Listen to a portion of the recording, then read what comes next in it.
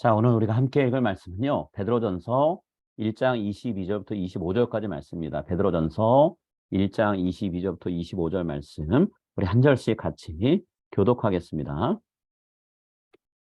22절 말씀부터 읽습니다. 너희가 진리를 순종함으로 너희 영혼을 깨끗하게 하여 거짓이 없이 형제를 사랑하게 이르렀으니 마음으로 뜨겁게 서로 사랑하라. 너희가 거듭난 것은 썩어질 씨로 된 것이 아니요 썩지 아니할 씨로 된 것이니 살아있고 항상 있는 하나님의 말씀으로 되었느니라. 그러므로 모든 육체는 불과 같고 그 모든 영광은 풀의 꽃과 같으니 풀은 마르고 꽃은 떨어지되 오직 주의 말씀은 세세토록 있도다 했으니 너희에게 전한 복음이 곧 이 말씀이니라. 아멘. 자, 오늘은 성도와 교회를 살리는 길이란 제목으로 우리 같이 말씀을 나눴으면 합니다. 2019년부터 2021년까지 한국에 있는 주요 교단 4개의 그 교회들의 모임에서 성도 수가 얼마가 되는가라는 것을 이제 통계를 냈어요. 근데 이제 조사기관에서 각 교단마다 발표한 성도들의 숫자, 전체 교단에 속한 성도들의 숫자를 조사해 봤더니 48만 3,064명이 그 2년 동안 2019년부터 2021년 동안 교회를 떠났다 그래요. 교인 수가 거의 50만 명이 2년 사이에 사라진 거죠.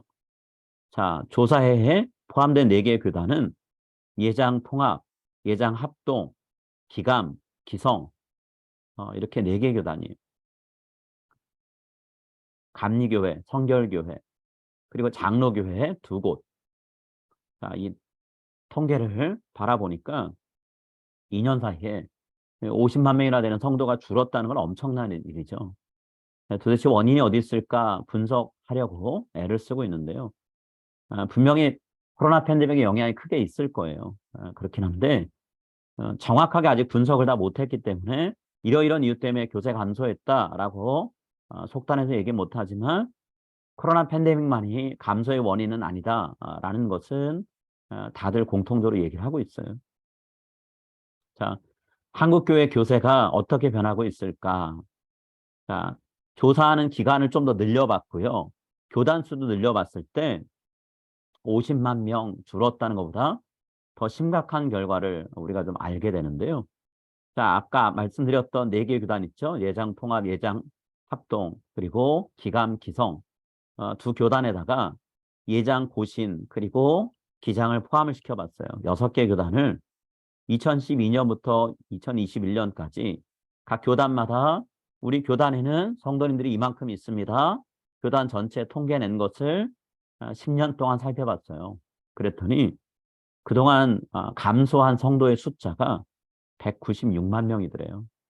10년 동안 200만 명에 달하는 성도들이 교회를 떠난 거죠. 자, 교회 수가 늘어난 교단들이 분명히 있어요. 그런데 그 교회를 이루고 있는 교인들의 숫자는 점점 줄고 있다는 거죠. 심지어 어떤 교단은 앞으로 10년 후 2030년이 되면 성도의 숫자가 이만큼 될 거다. 계속 줄어서 이렇게 될 거다라고까지 예측하는 그런 것도 있더라고요. 여러분, 우리가 성도의 숫자가 늘어나고 줄어드는 거에 너무 관심을 많이 가지면 그 신앙생활에 크게 도움은 안 될 거예요. 숫자에 연연하다 보면 신앙생활에 집중이 안 될 수 있어요. 그런데 그렇다고 해서 우리가 아예 성도가 늘고 줄고 이거를 아예 관심을 안 갖는다? 그것 또한 교회의 어떤 활동에 큰 영향을 미칠 수 있다는 거죠. 문제 일으킬 수 있어요. 특히나 교인들이 교회를 떠나고 감소하는 게 지역 교회들이 지금 쇠퇴하고 있고 혹은 죽어가고 있다는 사인을 보여주는 거라고 하면 우리가 무관심할 수 없죠. 주의를 기울여면 되죠. 해결 방안을 마련해야 돼요. 지난 수십 년 동안 미국 교회들을 여러 가지로 상담도 해주고 컨설팅 해준 그런 기관이 하나 있어요. 라이프웨이 크리스천 리소스라는 그런 단체가 있어요. 자, 여기 대표가 톰 레이너라는 박사님인데요. 자, 이분이 몇 년 전에 낸 책 중에 제목이 좀 굉장히 섬뜩한 그런 제목이 하나 있어요. 죽은 교회를 부검하다라고 하는 책의 제목을 가지고 낸 책이 있는데요. 미국 안에 있는 지역 교회들이 왜 문을 닫았을까? 그 교회들은 도대체 어떤 모습을 갖고 있다가 문을 닫고 사라진 걸까? 이것을 조사하고 분석했어요. 특히나 14개 교회를 심층 분석을 해봤어요. 그랬더니 10가지 정도 공통된 증상들이 있더라는 거예요. 교회가 쇠락하고 문 닫기 전에 10가지 모습이 공통적으로 나타나더라는 거죠. 자, 어떤 모습들이 있었을까요? 첫 번째는요, 점진적으로 쇠퇴하더라는 거예요. 교회가 아주 천천히 조금씩 쇠퇴해 가니까 성도들이 우리 교회가 뭔가 뒷걸음질 치고 있다, 문제가 있다, 이걸 인식을 못 하더라는 거예요. 근데 심각한 상황이 됐을 때도 점차적으로 쇠퇴하니까 그게 심각하다는 것도 느끼지 못하더라는 거죠. 자, 두 번째는요, 과거 우리 교회가 얼마나 좀 화려했던가, 잘 나갔던 시절이 있었는가, 이거에 마음을 빼앗겨서 우리 교회는 원래 이랬던 교회야 라는 생각만 하고 있더라는 거예요. 좋았던 시절의 교회 모습에 집착을 하다 보니까 변화를 거부하더라는 거죠. 나한테 익숙한 예배 순서, 교회 건물의 모습, 같이 했던 목사님들 중에 정말 나한테 인상 깊었고 좋았던 목사님, 그분 얘기만 하면서 향수에 젖어 사는 모습이더라는 거예요. 자, 세 번째는요, 지역사회를 외면하더라는 거죠. 지역사회 구성원들이 시간이 지나면 바뀌죠. 구성원이 바뀌면 지역의 문화도 바뀝니다. 환경도 바뀌고요. 겉으로 보이는 것도 바뀌고 겉으로 보이지 않지만 내면적인 것도 바뀌어요. 자, 그런 변화가 있을 때 그런 변화에 맞춰서 교회 사역을 진행해야 될 때가 많아요. 구성원이 바뀌면 당연히 필요한 것들이 달라지는 거죠. 그런데 예전에 그냥 교회가 하던 대로 가더라는 거예요. 특히나 기존에 있는 성도들 위주로 모든 것을 계속 꾸려나가다 보니까 교회가 새로운 유입된 지역 주민들을 교회 안으로 품질 못하는 거예요. 그래서 결과로 교회가 점점 고령화되는 거죠. 지역사회로부터 고립되고요. 그래서 교회가 그냥 그 교회를 오래 다녔던 분들의 안식처 역할 외에는 더 이상 하질 못하더라는 거예요. 자, 네 번째는 뭘까요? 교회 내적으로 재정을 사용하는 거에 집중하는 거예요. 자, 교회가 재정적으로 어려지면 교회들이 제일 먼저 하는 게 뭘까요? 교회 바깥으로 나가는 재정을 줄이는 거예요. 구제하고 봉사하고 선교하는 데 사용했던 헌금들을 줄이는 거예요. 자, 그런데 여간에서 안 줄이는 게 있어요. 뭐냐 하면 기존에 우리 교회 다니고 있는 성도들한테 혜택을 주는 사역들에 대해서는 예산을 최대한 줄이지 않고 그대로 유지하고 간다라는 거예요. 그러다 감당이 안 될 때 줄인다라는 거죠. 그러다 보니까 교회 재정 지출이 교회 밖의 사역과 관련된 것들은 전혀 이루어지지 않고 끝나는 경우가 많다라는 거예요. 근데 그러면 이게 재정이 줄어들거나 재정 상태가 어려운 교회만 그러냐? 그렇지 않더라는 거예요. 재정이 넉넉한데도 교회 내부적인 사역에만 재정을 사용하고 교회 밖에는 전혀 관여하지 않았던 교회들, 문을 닫는 교회 많다라는 거예요. 교회는 재정이 많이 있는데도 교회를 생활을 함께할 성도들이 없어져서 교회가 문을 닫더라는 거죠. 자, 다섯 번째는 어떤 일이 있을까요? 자, 교회 재정 사용하고 연관된 부분이에요. 자, 지상 대명령, 하나님을 사랑하고 이웃을 사랑하라 라고 하시는 말씀에서 이웃을 하나님 사랑하는 것처럼 사랑하라고 하신 말씀에 순종 안 하는 거예요. 또 땅끝까지 이르러 내 증인이 되라 라고 하신 지상 대명령, 지상 명령에 순종하지 않아요. 결국엔 선교하고 봉사하는데 재정을 안 사용할 뿐만 아니라 인적, 물적 자원, 희생하거나 헌신하는 일이 없는 거예요. 결과적으로 어떤 일이 벌어질까요? 교회 안에서 영적으로 새롭게 태어나는 영적 새 생명이 없어요. 전도하지 않는데, 선교하지 않는데 어떻게 그런 일이 있겠어요? 지역사회에서 외면을 받는 거죠. 점점 더 교회가 고립되는 거예요. 그러다 보니까 교회가 문을 닫는 수순을 밟더라는 거죠. 자, 또 어떤 일이 있을까요? 자, 여섯 번째는요. 교회가 나를 위해서 존재했으면 좋겠다. 그 마음 품고 교회 생활하는, 신앙생활하는 성도들이 많다라는 거예요. 내가 좋아하는 음악 스타일, 내가 좋아하는 예배의 시간, 순서, 내가 원하는 건물의 모습, 예배실 색깔, 디자인, 내가 원하는 활동이나 프로그램, 나한테 필요한 목회자, 사역자들 그런 분들이 와야 된다라고만 주장하는 거예요. 서로 교회 공동체 전체를 위해서 서로를 위해서 신앙생활하고 교회가 있다라는 개념이 마음속에 없다라는 거예요. 그러니까 자기중심적인 생활하는 성도들로 자꾸만 가득 차다 보니까 교회가 힘이 약해지고 사라지더라는 거죠. 자, 7번째는 뭘까요? 목회자가 자주 바뀌더라는 거예요. 자, 앞에서 얘기한 6가지 이 특징들은요. 목회자들이 사역에 실망하거나 지쳐서 떠나가게 만드는 원인 중에 하나예요.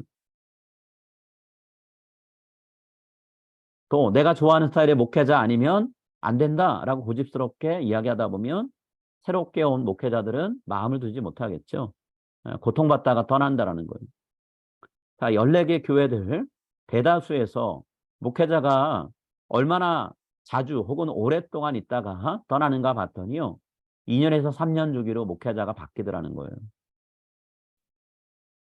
그러니까 목회자가 자주 바뀌는 것도 교회가 위태로워지는 이유 중에 하나라는 거죠. 자, 8번째는 기도 생활이 약화되고 사라지더라는 거예요. 이 말은 뭐 교회가 모여서 기도 생활을 아예 안 한다 그런 의미만 있는 건 아니에요. 같이 모여서 기도하죠. 그런데 굉장히 짧고 형식적으로 한다는 거예요. 정말로 있는 힘을 다해서 하나님 앞에 간절하게 기도하는 모임은 사라지고 없다라는 거죠. 그랬을 때 교회가 생명력을 잃더라는 거예요. 자, 9번째는요. 교회가 왜 이 땅에 존재하는가? 존재의 목적, 교회가 무엇을 해야 되는가? 교회의 사명, 이것이 잊혀지거나 사라졌다라는 거예요. 앞에서 얘기했죠. 지상 대명령, 하나님과 이웃을 사랑하는 이 말씀에 순종하거나 지상 대계명에 순종하는 거, 복음 전파하는 일, 선교하는 일, 봉사하는 일, 헌신하지 않아요. 왜 그게 있어야 되느냐라고까지 얘기하는 경우도 많이 있죠. 그냥 교회가 기존에 해왔던 일에 그냥 안전하게 감당하면 교회로서의 사명을 다 감당한 줄 알고 가는 거라는 거예요. 자, 10번째는 뭘까요? 교회 시설에 대해서 자꾸 성도들끼리 갈등이 벌어지고 말이 많아지더라는 거예요. 어떤 특정한 방이나 시설이 있는데 혹은 물품이 있는데 이걸 누가 사용할 거냐 가지고 싸운다라는 거예요. 누가 기증한 물품이 있다, 소중히 여기는 것이 있다, 그걸 없앨 거냐, 보존할 거냐 이런 거 갖고 교회가 패를 나눠서 싸우기도 한다라는 거죠. 그러다 교회가 분열을 경험하고 쇠락하더라는 거예요. 여러분 외부적인 핍박이 없는 상황이에요. 신앙생활의 자유가 보장된 곳이 미국입니다. 근데 이 미국에서 왜 교회가 점점 쇠락하고 소멸한다라고 얘기할까요?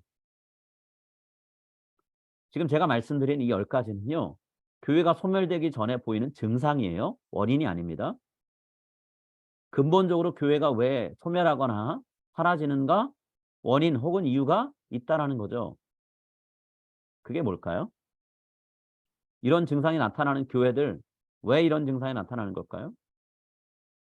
오늘 베드로가 소아시아 교회를 향해서 쓴 편지에서 그 근본적인 이유가 발견돼요. 자, 근본적인 이유라고 말할 수도 있지만 다른 측면으로 얘기하면 교회가 소멸되는 것을 해결할 수 있는 방법이 그 이유에 있어요. 뭘까요? 교회가 소멸하는 이유가 뭔가요? 성도와 교회가 생명력의 젖줄인 하나님 말씀을 무시하거나 놓치고 살기 때문에 살아가려면 생명의 젖줄이 된 하나님의 말씀 먹고 이것을 내 안으로 섭취해야 되는데 그게 안 된다는 거예요. 자, 23절 말씀 베드로가 이렇게 얘기합니다. 너희가 거듭난 것은 썩어질 지로 된 것이 아니요 썩지 아니할 지로 된 것이니 살아있고 항상 있는 하나님의 말씀으로 되었느니라. 여러분 우리가 하나님을 믿고 따르는 성도가 될 수 있었던 근본 시작점이 어디 있나요? 우리 하나님의 말씀 복음을 들었기 때문이죠. 믿음으로 받아들였기 때문이에요. 하나님의 말씀 우리가 듣지 못했다면 믿음은 생겨나지 않아요. 믿을 수 있는 대상도 누군지 모르고요. 무엇을 믿어야 되는지 믿음의 내용도 알지 못하는데 무슨 믿음이 있겠어요. 하나님의 말씀을 들어야 믿음이 생기는 거예요. 근데 오늘 본문은 뭐라고 얘기하나요? 하나님의 말씀은 우리 안에 믿음이 자라게 하는 씨와 같다 그랬어요. 씨앗이라 그랬어요. 자, 씨가 뿌려지지 않았는데 우리 안에서 자랄 수 있는 건 아무것도 없어요. 복음 전파를 위해서 온 생을 다 바쳤던 바울이 얘기하죠. 하나님의 말씀인 씨앗이 없이는 믿음도 없다라고 얘기했어요. 자, 로마서 10장 17절입니다.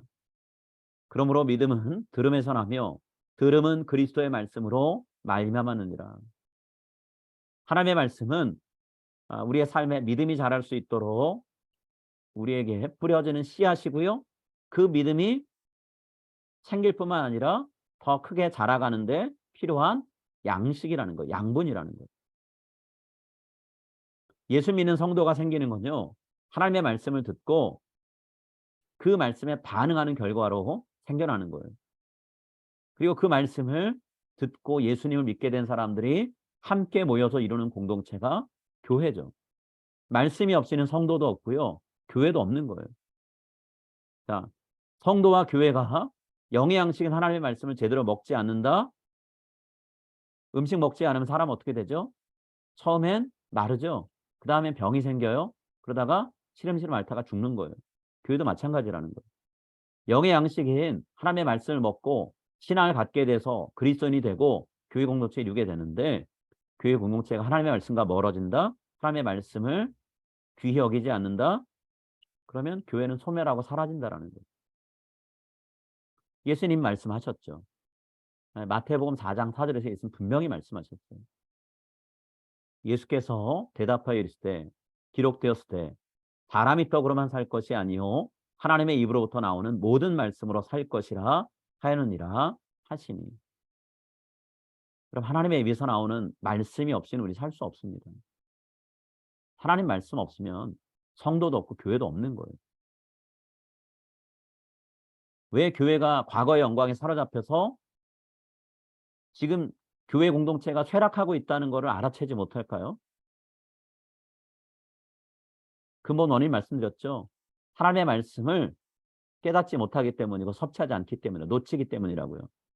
하나님이 이 부분에 대해서 경고하신 말씀이 있어요. 근데 그 말씀을 잊어버리고 성도들, 교회 공동체가 영적인 긴장감을 놓쳤기 때문에 그런 거예요. 하나님이 이미 말씀하신 내용이 있는데 그것을 놓쳤기 때문에 그렇다라는 거죠. 자, 고린도전서 10장 12절에서 뭐라고 말씀하셨나요? 그런즉 선줄로 생각하는 자는 넘어질까 조심하라 그러셨어요. 오늘 우리 교회가 번성하고 부흥하고 잘 되는 것 같다고 해서 내일도 그러려면 보장이 없어요. 그렇기 때문에 늘 주의 깊게 하나님 앞에서 기도하면서 교회 공동체를 붙들어 달라고 기도해야 되고요. 교회 공동체가 바른 길 갈 수 있도록 말씀을 부지런히 가르치고 배우는 일에 힘써야 되는 거죠. 지금 교회 공동체 잘 된다고 그 상태가 영원하지 않다라는 거예요. 언젠가 무너질 수 있다, 사라질 수 있다. 이 사실을 염두에 두고 살아야 된다는 거예요. 성경에 분명히 말씀하고 있잖아요. 바벨론 제국, 아수르 제국 수백 년 동안 엄청난 힘을 발휘했지만 결국에 멸망했죠. 지금 베드로가 성도들에게 편지를 쓰고 있는데요. 베드로와 성도들이 살고 있는 시대는 로마 제국이 다스리던 시대예요. 여러분 로마 제국은 영원할까요? 아니요. 로마 제국도 언젠가 무너질 그런 나라예요. 이 세상에 영원한 건 아무것도 없어요. 하나님 말씀 이외에 아무것도 영원한 거 없죠. 하나님 말씀으로 세워지지 않은 것은 다 넘어져요. 사라져요. 그래서 베드로가 오늘 본문 말씀 24절 25절에서 분명히 말씀하죠. 하나님의 말씀은 영원하지만 그 이외의 것은 영원하지 않다. 하나님 말씀이 없이는 영원할 수 있는 게 아무것도 없다라고 얘기하고 있어요. 자, 24절과 25절 말씀을 한번 같이 읽겠습니다. 그러므로 모든 육체는 풀과 같고 그 모든 영광은 풀의 꽃과 같으니 풀은 마르고 꽃은 떨어지되 오직 주의 말씀은 세세토록 있도다 하였으니 너희에게 전한 복음이 곧 이 말씀이니라. 하나님의 말씀을 통해서 끊임없이 생명력을 공급받지 않는 교회, 그런 성도는요 풀과 같이 사라진다라고 경고하고 있어요. 하나님의 말씀으로 내가 갈 길, 우리가 갈 길을 점검하는 성도와 교회만이 하나님의 말씀과 함께 영원히 갈 거라는 거죠.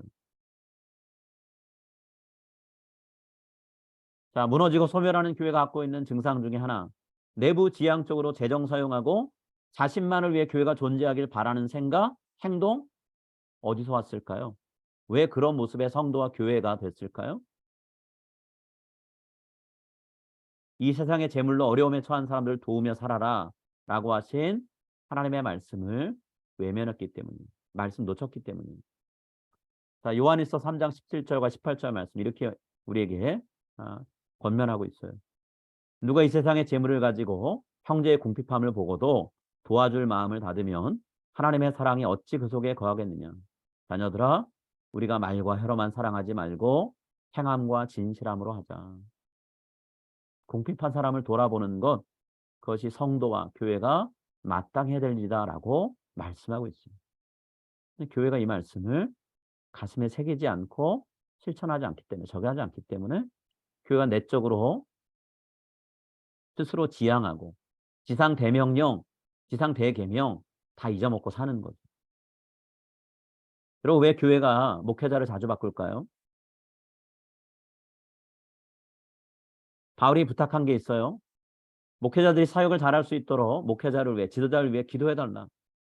목회자를, 지도자를 사랑으로 섬기고 존중해달라라고 했지만 성도들이 그런 부탁은 듣지 않고 자기 기준에 따라서 평가하고 비판하고 괴롭히기 때문에 목회자가 자주 바뀔 수밖에 없다는 거예요.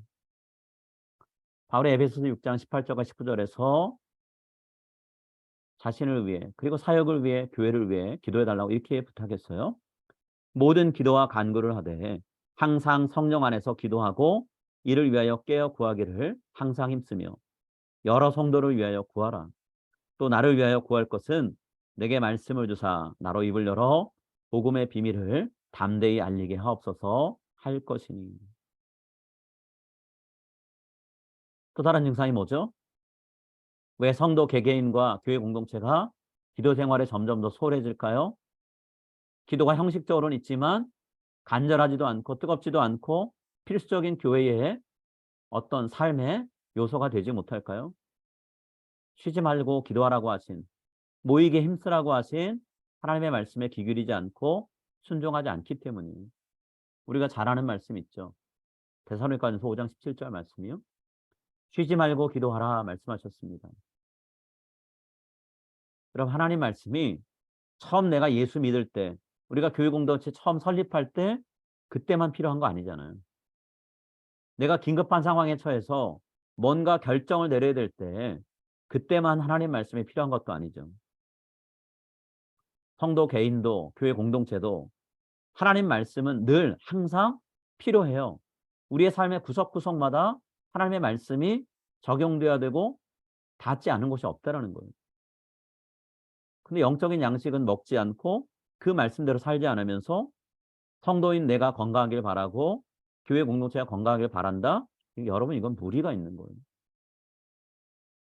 하나님 말씀을 꾸준히 먹고 그 말씀을 곱씹어서 내 삶에 적용하지 않는다면 성도와 교회가 약화되고 무너지고 사라지는 건 너무나 당연한 일이라는 거예요. 이 사실을 잊지 말라고 오늘 베드로 사도는 분명히 얘기하죠. 하나님의 말씀만이 영원하다고 얘기합니다. 하나님의 말씀으로 먹고 마시고 그 안에 거하는 사람만이 하나님과 함께 영원할 것이다라고 말씀하고 있어요. 교회 공동체의 문제는요, 하나님의 말씀을 하나님의 말씀으로 대하지 않는 데서 와요. 하나님의 말씀의 권위를 인정하지 않고요, 내 삶을 향해 하나님이 주시는 말씀이 있다는 확신을 갖지 못하고 다른 데서 문제 해결의 방법 혹은 문제의 원인 찾으려고 할 때 교회는 무너지는 거예요. 성도는 무너집니다. 오늘 우리가 나눈 말씀 생각하면서요, 하나님의 말씀이 성도인 저와 우리가 모여서 이루고 있는 교회 공동체를 살리는 유일한 길입니다. 말씀이 우리에게 생명을 주는 하나님의 양식입니다. 이 사실을 우리가 가슴에 새기면서 하나님 말씀대로 가지 않는 교회와 성도는 무너지고 사라질 수밖에 없다는 것, 이 경각심 갖고 오늘 살게 해주시오라고 우리 같이 기도했으면 좋겠어요. 하나님 말씀 없는 교회, 말씀대로 기도하지 않는 교회는 무너집니다. 사라집니다. 우리가 이 말씀을 가슴에 새기면서 하나님 앞에 제가 말씀의 사람, 기도의 사람으로 지금은 물론이고 앞으로도 그렇게 살아가길 원합니다. 우리가 간절하게 소망하면서 소망한 대로, 기도한 대로 살아갈 수 있기를 간절히 바랍니다. 우리 이 시간 함께 같이 기도하겠습니다.